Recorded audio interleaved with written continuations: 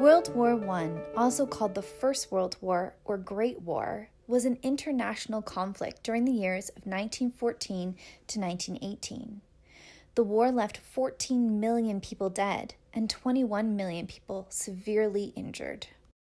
The initiating incident that led to the outbreak of the war occurred due to the assassination of the Austro-Hungarian heir, Archduke Franz Ferdinand, in Sarajevo on the 28th of June in 1914. This led to a political crisis that triggered a series of war declarations between the Triple Entente, England, France, and Russia, versus the Triple Alliance of Germany, Austria-Hungary, and Italy. These alliances were a result of European efforts to maintain the balance of power amongst competing imperial ambitions around the globe. Politicians, military leaders, and the common person thought the war would be short and sharp, an adventure to clear the air and settle built-up grudges. Modern weapons and industrialization led to vast mobilization of troops and materials never before seen. Canadians immediately supported their active status in the war. Sir Wilfrid Laurier proclaimed, "It is our duty to let Great Britain know, and to let the friends and foes of Great Britain know, that there is in Canada but one mind and one heart, and that all Canadians are behind the mother country." At the time of World War I, Canada was a nation of 8 million people. Over the course of the war, more than 650,000 Canadian men and women served, with 172,000 being wounded and over 66,000 giving the ultimate sacrifice of their lives.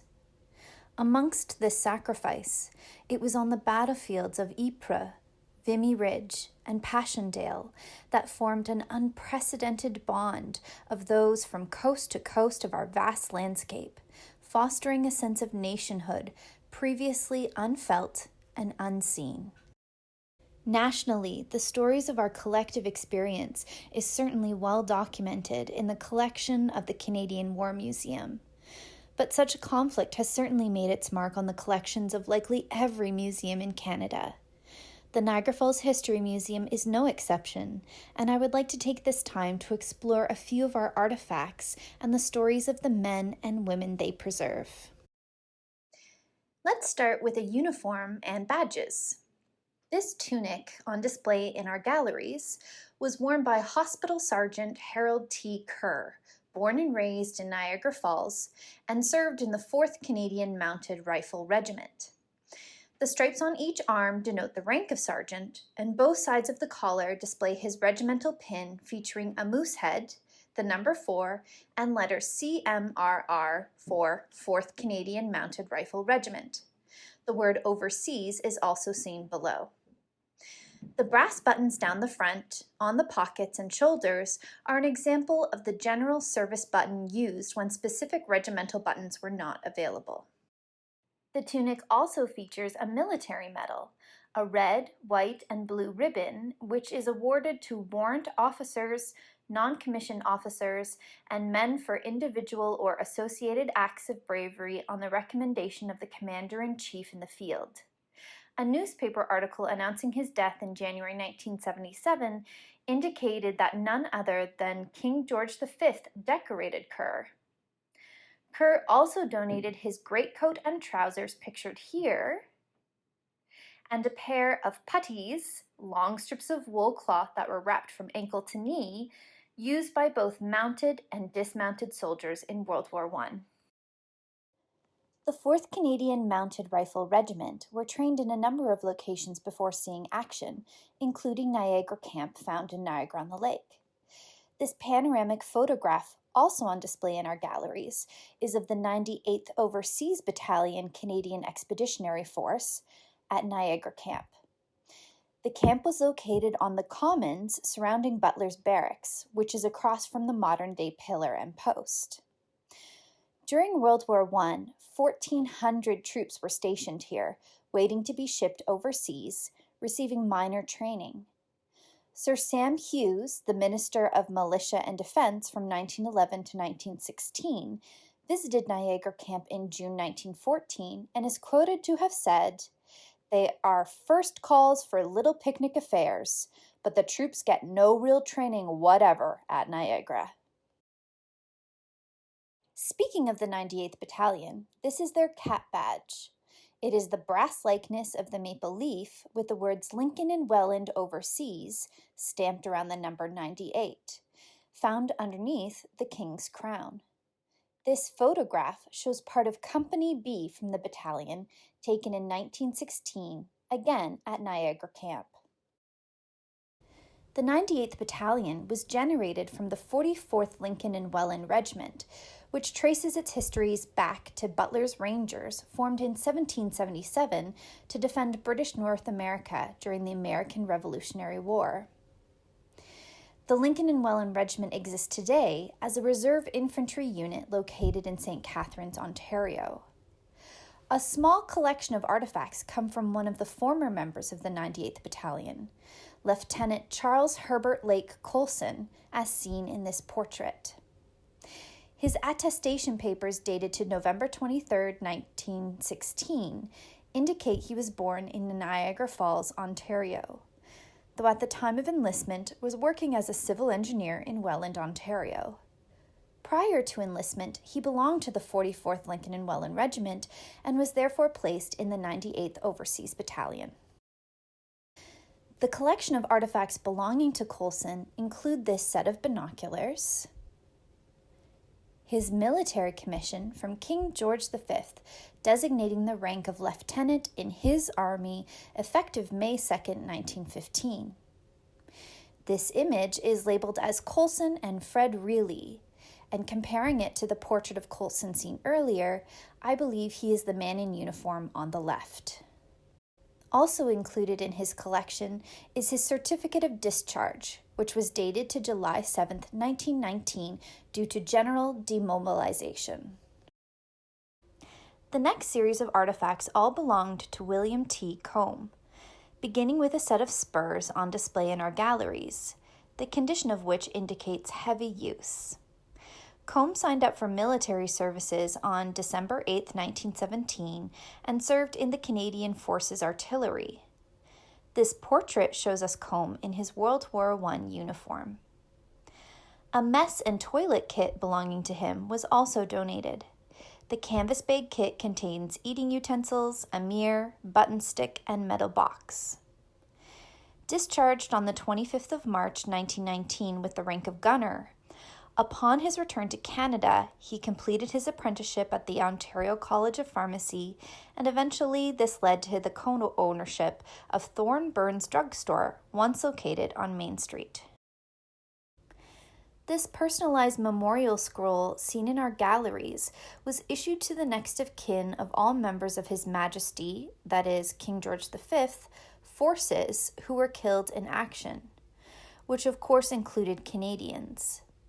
This scroll memorializes Private Kenneth Gallinger of the Canadian Infantry. These scrolls were accompanied by a memorial plaque, which we now see here. The plaques were made of bronze and came to be known as the Dead Man's Penny. 1,355,000 plaques were issued, which used a total of 450 tons of bronze to create. This bronze plaque, in particular, was issued to the parents of Private Albert Edward Eade, a Stamford Township local. The documentation from this donation did not provide a lot of information on Albert, so I decided to do a little bit of searching myself. Library and Archives Canada is a great place to find more information about those who served in the Great War. These are Albert's attestation papers, the documents he filled out upon enlistment. From them, we learn that Albert was born in Portsmouth in England, but at some point came to Canada with his family. His occupation is listed as farmer, and he had blue eyes, brown hair, and was 6 feet tall. He enlisted on November 8, 1917, at the age of 20. He arrived in France May 2, 1918, and was reported to be killed in action September 29, 1918. This image of Albert is courtesy of Veteran Affairs Canada.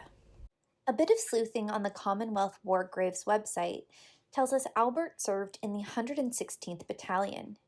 He is buried in the Canada Cemetery at Thiroux-les-Combray, which is a village in France on the northwestern outskirts of the town of Combray, pictured here. Also donated by the Ede family were the following series of medals. The Memorial Cross, often referred to as the Silver Cross, is a Canadian medal which was issued to the mother or widow of those lost in service during World War I. It is a tradition continued to this day, now also offered to the widower or next of kin as well. As a single man, the Silver Cross would have been gifted to Edward's mother, Mrs. Ede.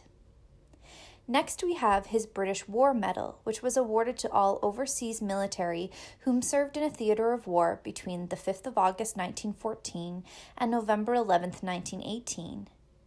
This first image is courtesy of Veteran Affairs Canada. Following it will be an image of the actual medal awarded to Albert. A silver medal features King George V on one side and an image of the mounted St. George trampling the Prussian shield and skull and crossbones. The sun of victory can be seen shining upon him. A total of 6,500,000 were issued, 427,993 of which went to the Canadian Expeditionary Force. Finally, we come to the Victory Medal, which was issued alongside the British War Medal. Again, I will first display a clear image from Veteran Affairs, followed by the actual medal in our collection. This copper medal, lacquered in bronze, depicts a full-length figure of Victory with a palm branch in her right hand. The reverse reads, "The Great War for Civilization, 1914 to 1919. I will also note the museum has the British War Medal and Victory Medal from William T. Combe. We also need to examine the efforts of supporting the troops from home. One of the ways Niagara Falls locals could do this was through knitting. Comfort packages of socks, scarves, toques, wristlets, and balaclavas could be shipped to the front. Here we see a small informational booklet produced by the Canadian Red Cross during World War I, detailing the knitting needs for the Army, Navy, and Air Force, complete with patterns. A booklet like this would have been used by Elizabeth Lundy, a Niagara Falls local who at 87 just got busy in 1914 after hearing the plea from the Red Cross for woolen socks for troops. By the war's end, she had knitted over 300 pairs of socks and had made many other comforts for soldiers fighting overseas. She became known locally as the grandmother of the Canadian Army. Instead of the short, victorious war anticipated by many, a long, grueling war of attrition resulted. Hundreds of thousands would fight and fall for an advance measured in tens of yards, only to lose it on the next day's counterattack. The casualties and deaths were so staggering that it resulted in the name of the Lost Generation. In late October and early November, the Central Powers could no longer keep up the fight. With defeat, the empires of Germany, Austria-Hungary, and the Ottomans were no more. New nations were created and world maps were redrawn. A League of Nations was also created with the goal of preventing future wars. A laudable goal that would be dashed with the outbreak of World War II in 1939, fueled in large part by the punishing Treaty of Versailles imposed on Germany. Perhaps one of the best artifacts to end this presentation with is a celebration of the end of the war. This image is found in a scrapbook created by the Taylor family. Beneath the image, we can read the label, "End of World War I, November 11th, 1918. Rena and Beth Johnson, Marion and Claude Taylor." The cheery faces of these children waving Union Jack flags perhaps brings to mind who the war was fought for in the first place.